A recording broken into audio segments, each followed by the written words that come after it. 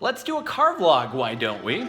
Oh baby, don't leave me going crazy, 'cause I'm restless here.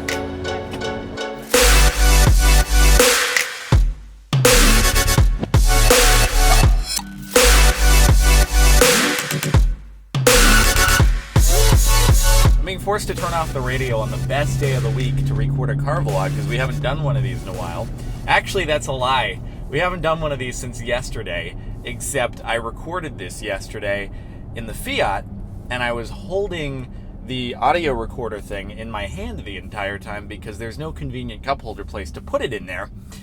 Get back, put it into the editing software, and find that the audio is just completely unusable. In fact, I should probably turn off the air conditioning right now and boil because that might have been part of the issue. There's nothing worse than getting home and finding out that some of your footage or some of your audio isn't usable. It's just the worst. And then you're like, there's no way to solve this. We have to reshoot it.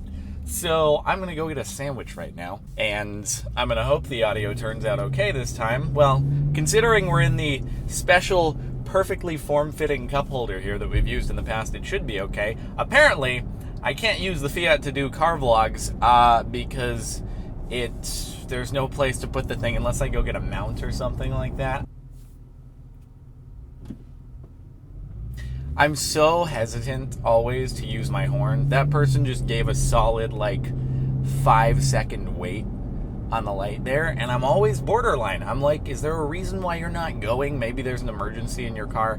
I need to be more lenient with my horn, even when people just do something so stupid and just pull out right in front of me and I have to slam on the brakes or something. I very rarely use my horn because I guess I figure they've already done it. What's honking gonna do? Maybe it makes them aware for the next time? Probably not. They were oblivious enough to have made that move in the first place. Me honking, probably not gonna prevent them from doing it again. I'm too nice sometimes.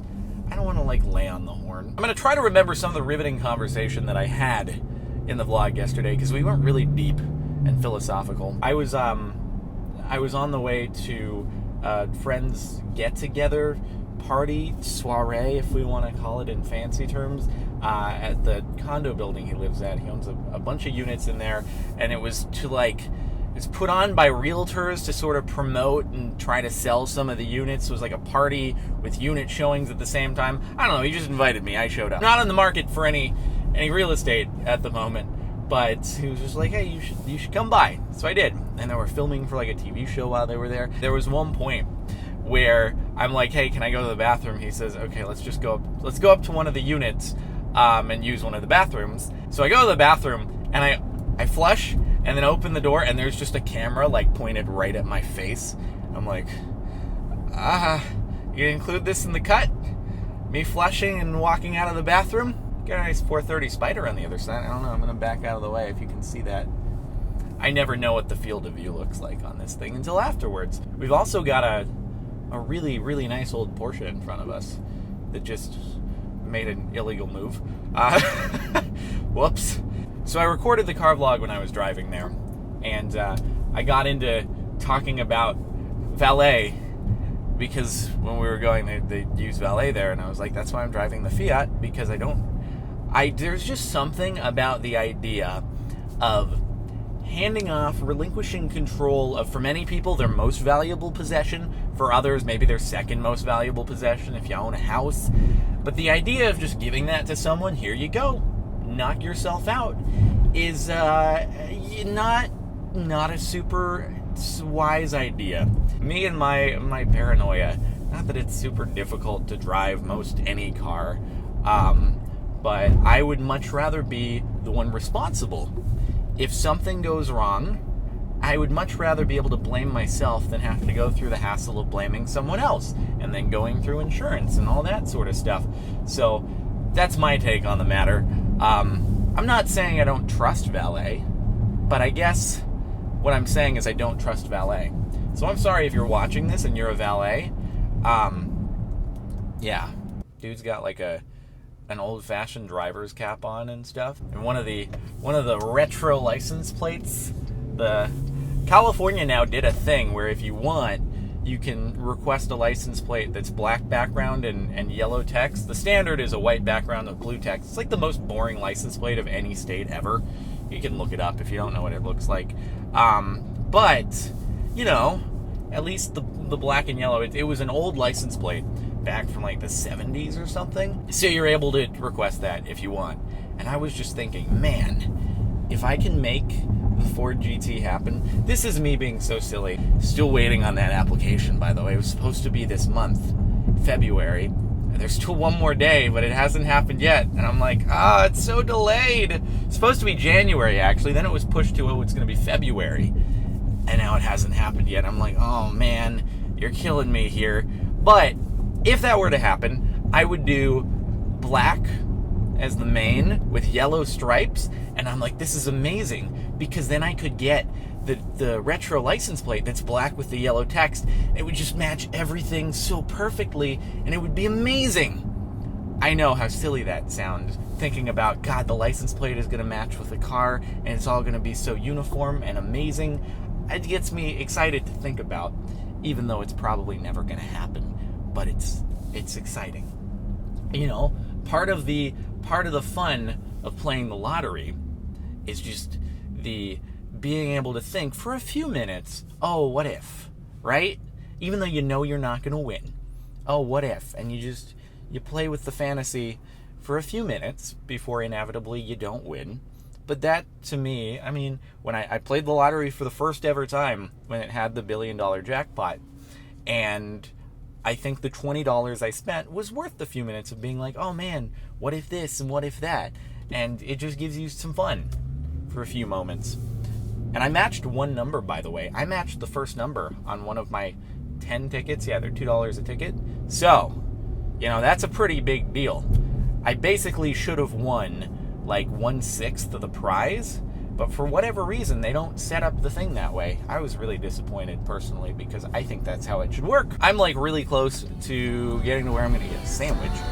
So I'm going to go do that, and then we'll resume in a moment.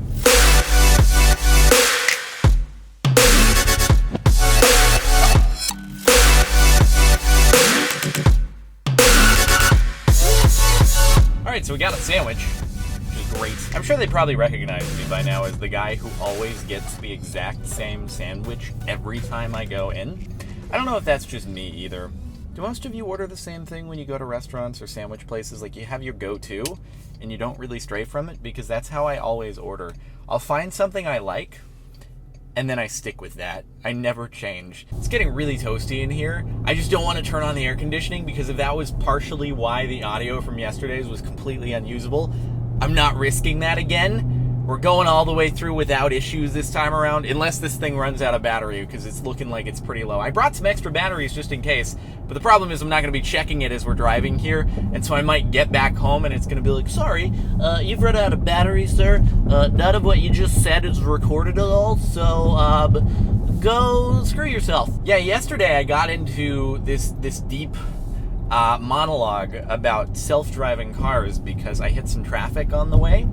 And I was just thinking, man, this is only going to get worse over time unless self-driving cars become more and more prevalent.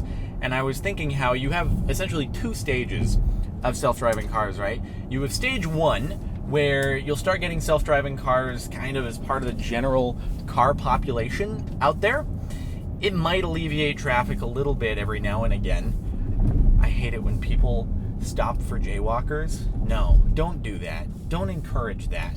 That's never a good idea. Dude's trying to jaywalk and a guy just stops for him. And I'm like, why are you doing that? You still need to have traffic lights. You still need to have stop signs. There's no way to eliminate any road signage because there are still humans behind the wheels of probably the majority of vehicles. However, further on down the road, I don't know if we're talking 50 years from now or so, there comes a time where self-driving cars become mandatory. And that allows you to remove all stop signs, all traffic lights, everything, road signage, etc., because the cars will know how to pilot themselves. You could essentially, with 100% self-driving car integration, you could have freeways crossing each other on the same plane because none of the cars are going to end up crashing into each other They're able to communicate with each other, slow down as necessary, weave through. But there is a downside. And the downside is I don't want to be forced to go to a racetrack to be able to drive a car myself. I enjoy driving. We're doing a car vlog right now because I enjoy driving a little bit.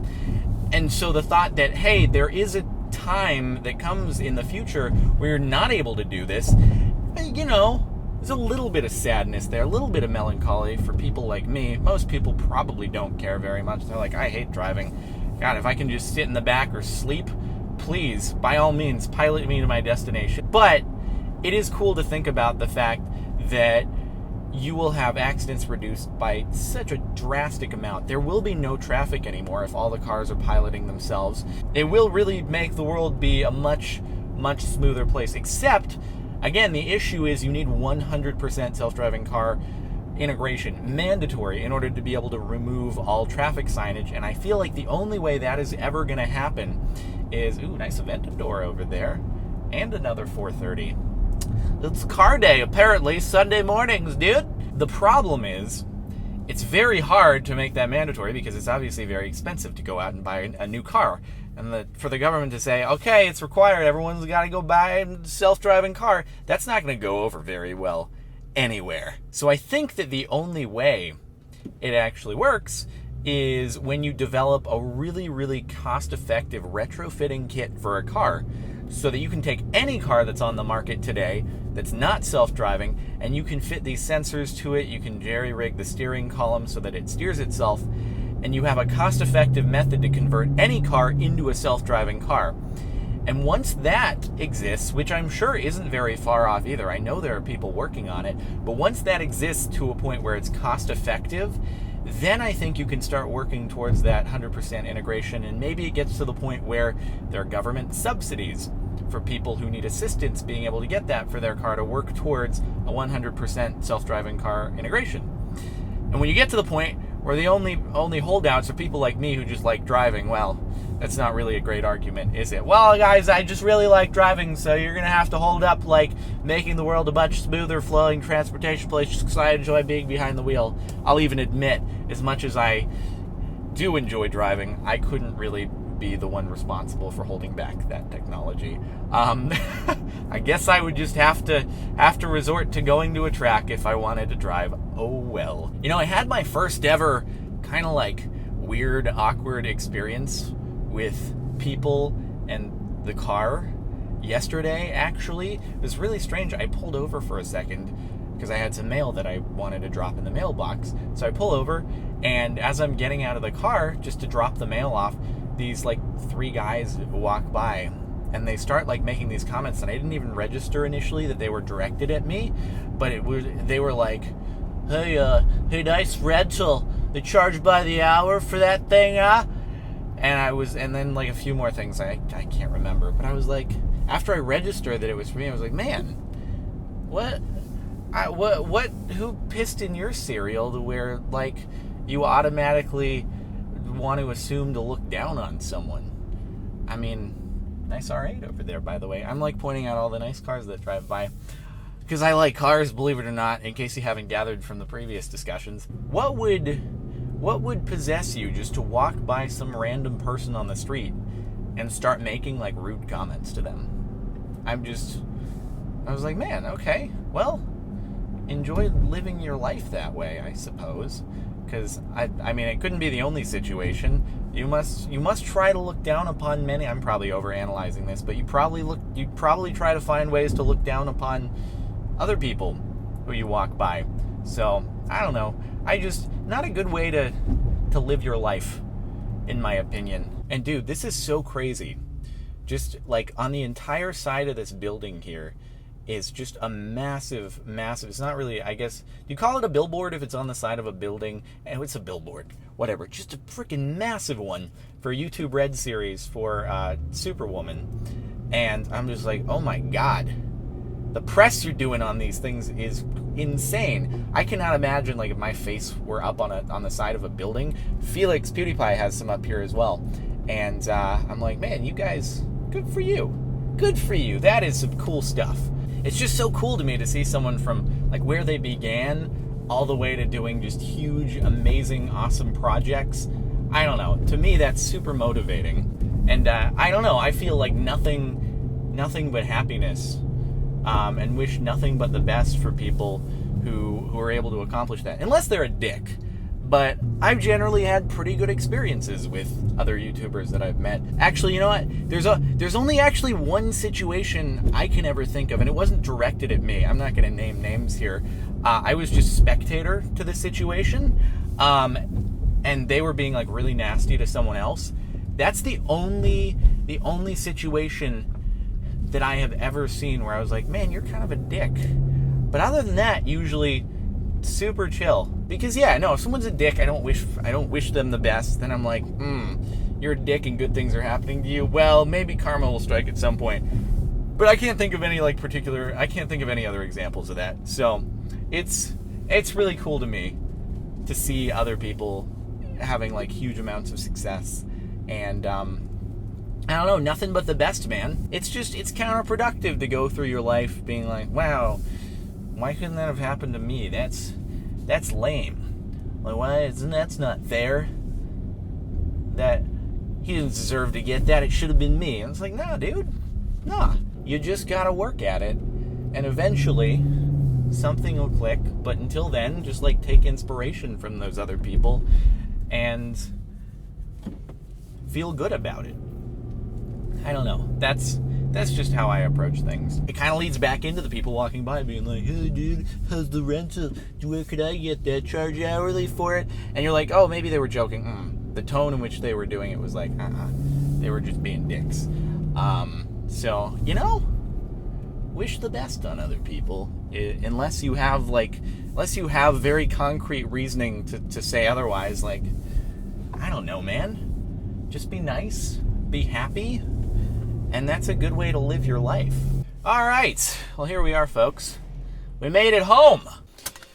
I sacrificed so much for you today, bearing the unbearable heat and also not listening to A State of Sundays, which is great music.